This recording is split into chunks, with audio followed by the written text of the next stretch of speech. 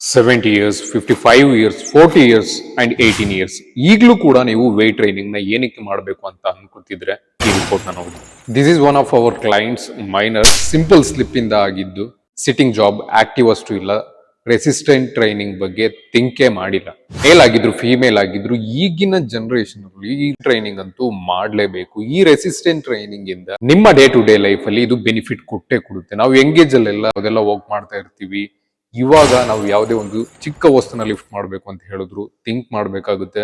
ನಾನು ಕೂಡ Zumba training ನ ಟೀಚ್ ಮಾಡಿದೀನಿ. ಈ ಜಂಪಿಂಗ್ ಆಗ್ಬೋದು, ಕಾರ್ಡಿಯೋಸ್ಗಳಾಗ್ಬೋದು, ಇದೆಲ್ಲದಕ್ಕಿಂತ ಮುಂಚೆ ನೀವು ಸ್ಟ್ರೆಂತ್ ಟ್ರೈನಿಂಗ್ ತುಂಬಾನೇ ಇಂಪಾರ್ಟೆಂಟ್ ಆಗುತ್ತೆ. ನಂಬರ್ಸ್ ಗಳಿಂದ ಹೋಗ್ಬೇಡಿ. ಮಿನಿಮಲ್ ಆದ ಅಮೌಂಟ್ ಮಸಲ್ ಮಾಸ್ ನ ಮೇಂಟೈನ್ ಮಾಡೋದು ಓಲ್ಡ್ ಏಜಸ್ ಗಳಲ್ಲಿ ತುಂಬಾನೇ help. After 50 years quality life ನ ಲೀಡ್ ಮಾಡ್ತಿರೋ ಅಥವಾ ಆಫ್ಟರ್ 50 ಇಯರ್ಸ್ ಮೆಡಿಸಿನ್ಸ್ ಆಗ್ಬೋದು, ಇನ್ಸುಲೆನ್ಸ್ ಗಳನ್ನ ನಾವು ಬದುಕಕ್ಕೆ ಅಂತಾನೆ ತಗೊಳ್ಳೋದು ಥಿಂಕ್ ಮಾಡಬೇಕಾಗುತ್ತೆ. Stay strong people.